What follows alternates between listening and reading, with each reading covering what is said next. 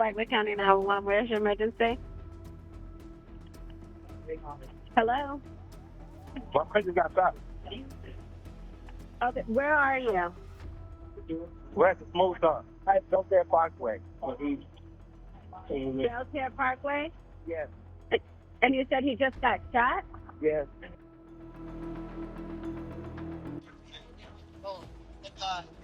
When officers arrived, the victim was still conscious, bleeding, surrounded by people, but unable to say who pulled the trigger. I got it.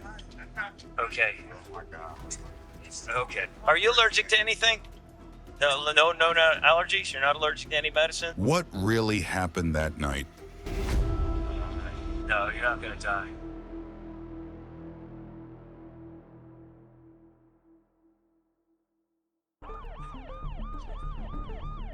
When we received notice from dispatch that there's been a shooting and we're responding to the scene, you want to get there quickly yet safely. You immediately get a rush.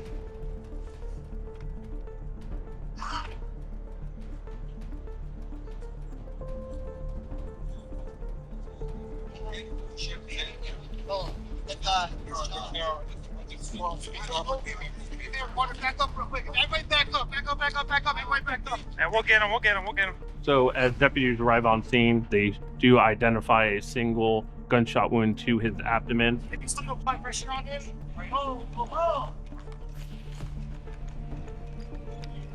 set the blood pressure.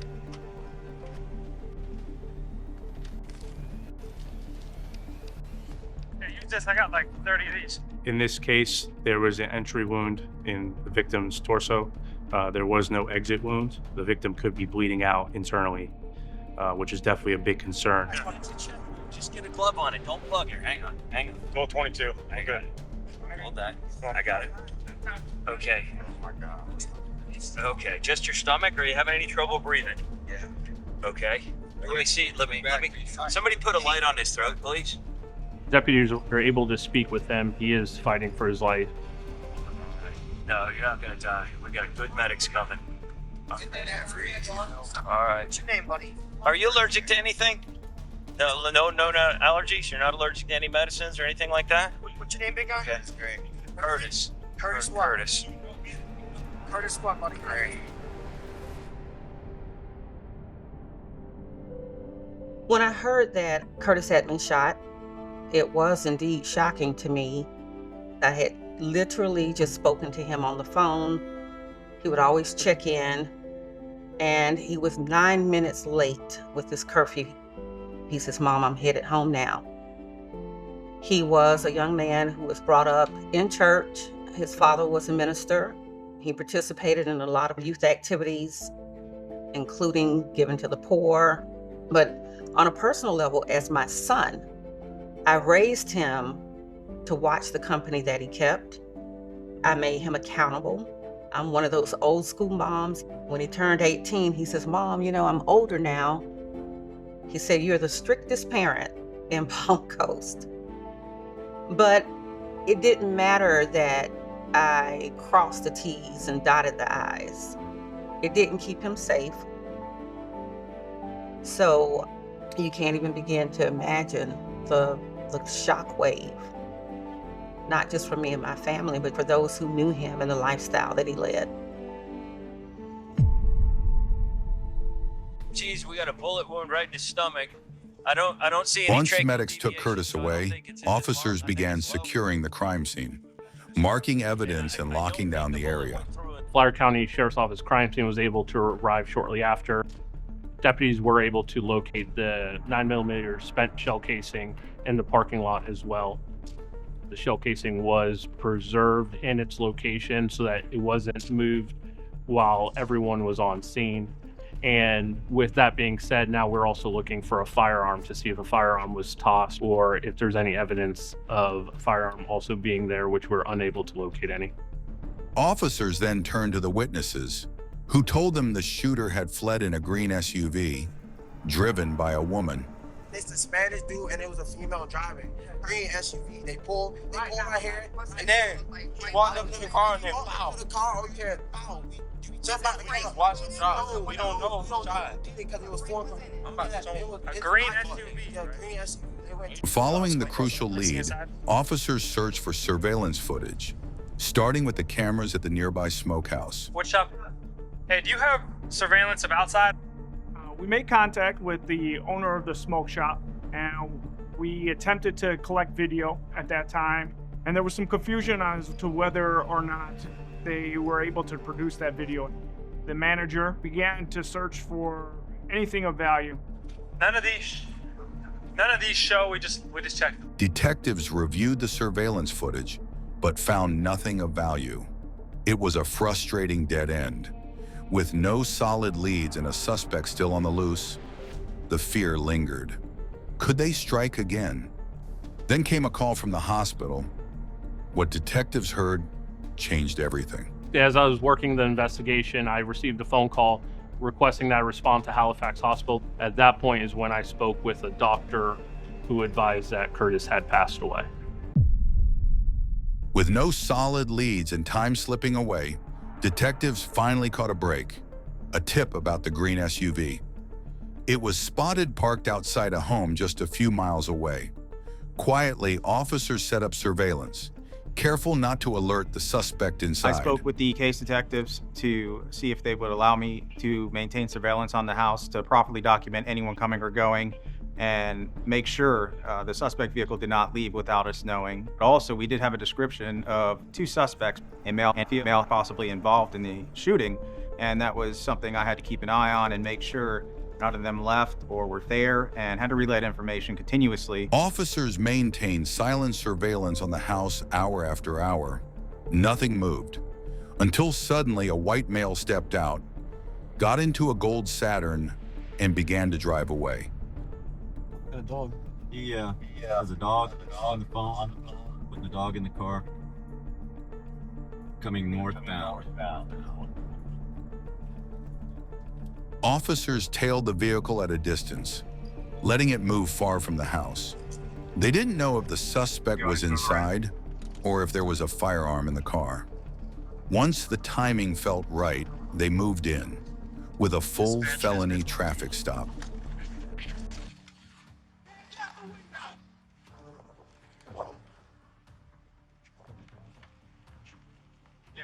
Driver, with your left hand, turn off the car.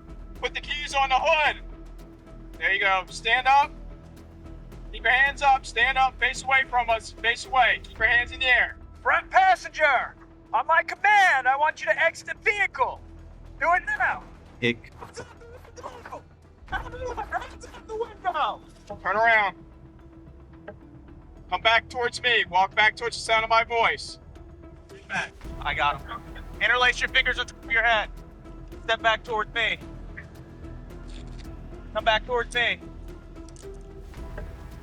Come back here.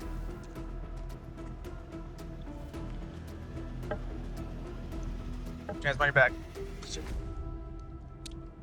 Stand up.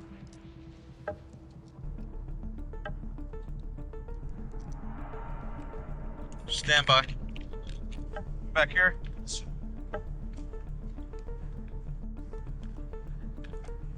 See? Wait here in a second. What's going on? Get in. After thoroughly questioning the driver and passenger, officers determined they had no connection to the shooting. A detailed search of the vehicle turned up nothing. The two were released, but not without a warning. Officers instructed them not to return to the house until further notice. Officers continued their surveillance, and this time it paid off. Another white male stepped out of the house and walked toward the garage. As he opened the door, there it was. A green truck, matching the description of the vehicle used in the shooting. It was the break they'd been waiting for. With the vehicle now in sight, officers acted fast, immediately requesting a search warrant for the house. As surveillance continued, officers spotted the same gold Saturn pulling into the driveway. The same white male entered the house, then stepped back out moments later. That was enough. Officers moved in immediately.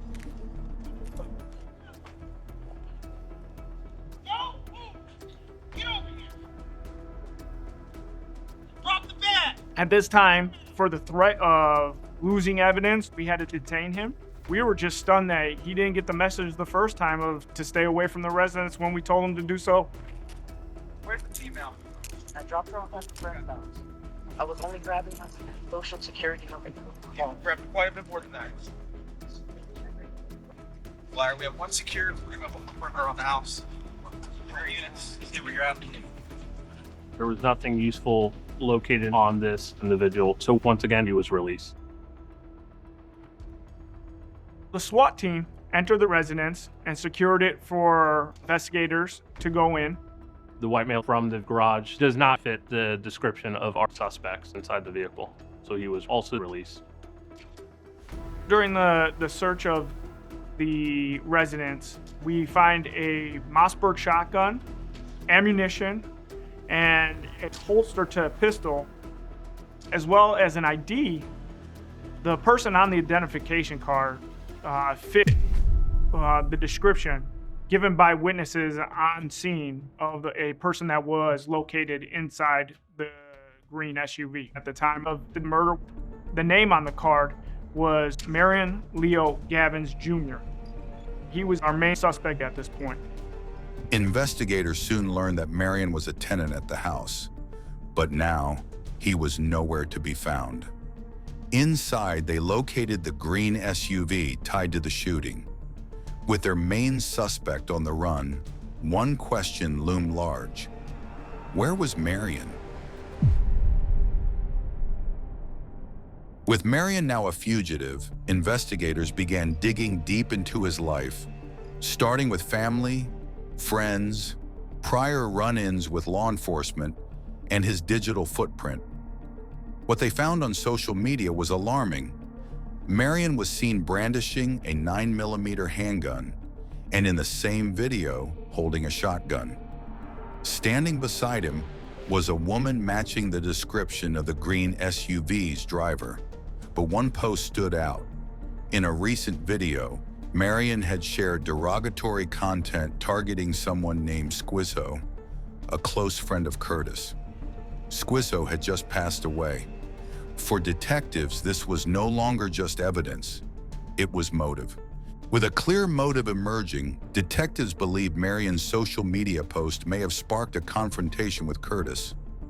Now, with a motive and a main suspect in hand, only one question remained. Where was Marion? Just as officers were strategizing how to track down Marion, a surprising call came in. It was from a woman. So, where did you get my name from? My card? I went on the website right now, like the number that was on the website, and I spoke to the lady, and she connected me with you. Oh, okay. Right now. All right. Because I never knew how to. That's the reason I never called. Okay. We were quickly able to identify that she is more than likely the female that was with Marion in the SUV. She did say that they did run into Curtis in the smoke shops and that there was tension between them. I walked outside and I walked straight in the car, and that's when everything started happening after that. I never actually said something to them directly towards anybody, nor Leo, because I did not know what was happening at the moment. She told officers she was in the car that night. After picking something up from a nearby shop, she and Marion returned to the vehicle when Curtis suddenly confronted Marion. According to Alex, she had no idea Marion was armed until he pulled out a gun and shot Curtis. From that moment, everything spiraled. She said Marion demanded she drive, so she did, out of fear, out of shock, and then she disappeared. When asked where Marion was now, Alex claimed she hadn't seen him since that night. With the full story finally in place, one thing was clear. Finding Marion was now the top priority. As we were doing the investigation, we were able to identify another female. This one was one of Marion's friends. She's a waitress, and we do make contact with her in the parking lot of her work. He's called me, and I'm not exactly sure where he's going, but he's told me that he's left state, and I have his phone number currently. What about, do you know Alex? Are you like friends with Alex? I used to be really close with Alex because I was close with her ex-girlfriend, and I haven't really talked to them recently, but he gave me a call because I messaged him on Snapchat and was like, why are there cops swarming your house? Like, what is, what did you do? And he told me, said, I'm not saying that I did it, but have you been listening to Flagler County? So. What did he tell you exactly? Have you been? He said that he was going out of state and that he's planning to get out of the country and that he's on the road right now. He never gave me a location, anything like that. Days passed and hopes of tracking Marion were fading. The trail had gone cold until suddenly officers received a call that would change everything. I was becoming aware that the leads were kind of running low on where Marion was. And then all of a sudden, dispatch notifies me by radio that Marion's mother had called in to speak to me. Hello, Sergeant Burley with the Sheriff's Office. Yes, sir. I'm sorry? For me to call, and I have my son Marion Guthrie with me, and I'm bringing him in. What's him? I understand there's probably a lot of other people that want some kind of retaliation. So we need to get to you as soon as possible before someone else does. It was a delicate conversation. Officers knew they had to tread carefully, not pushing too hard. With calm, respectful words, they gained her trust, and she agreed to bring Marion to the nearest district office.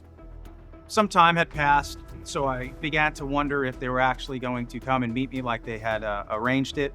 But I did not want to call and press the issue. You gotta follow it in.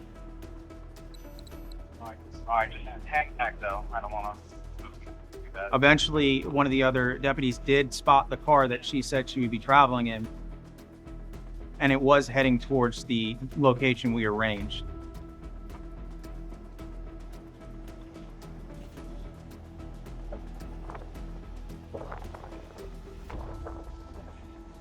Here, I see your hand. Back, come on. All right, stand up. Hands on top of the roof.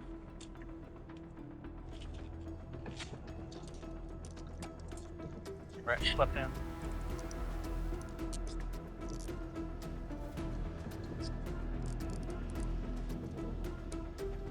Over here real quick.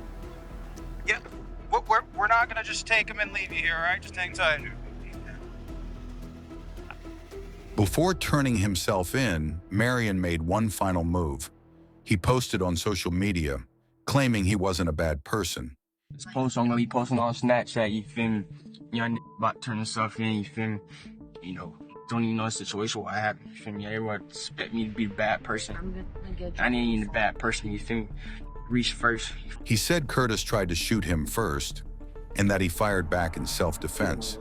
But investigators knew the truth. There was no evidence Curtis had a weapon, no gun, no threat. Marion's story was a lie. Marion was just 17 years and 11 months old, legally still a juvenile. Because of that, his mother was permitted to sit beside him during the interrogation.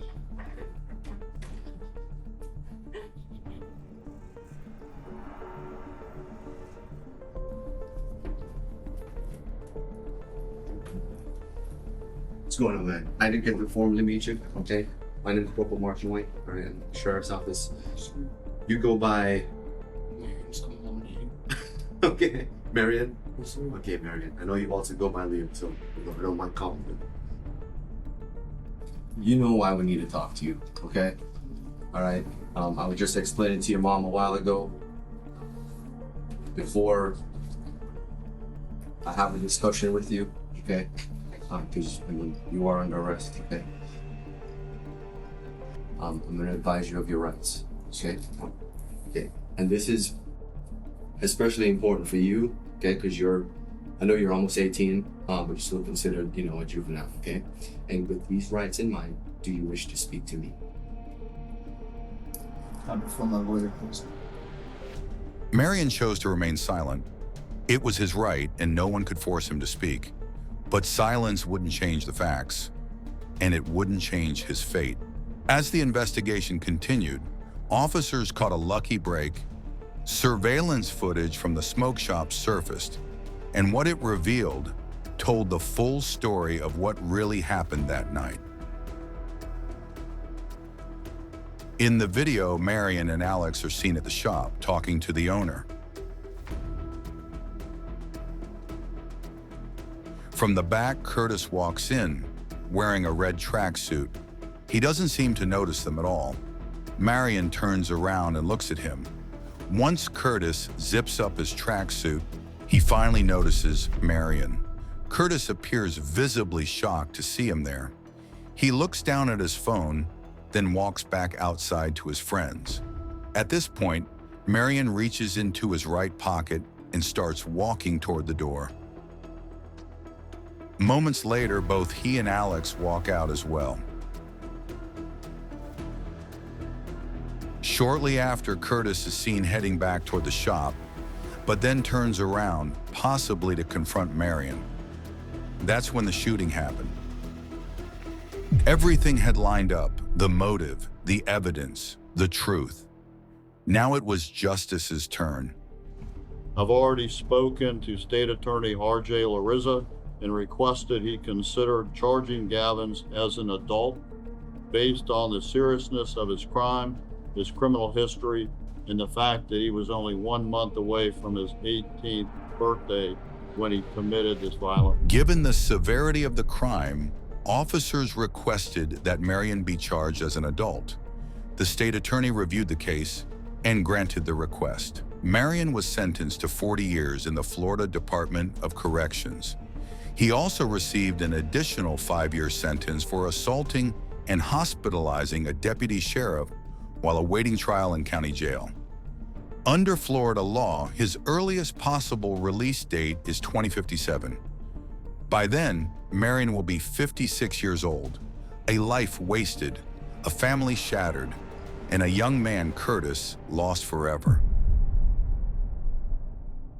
So,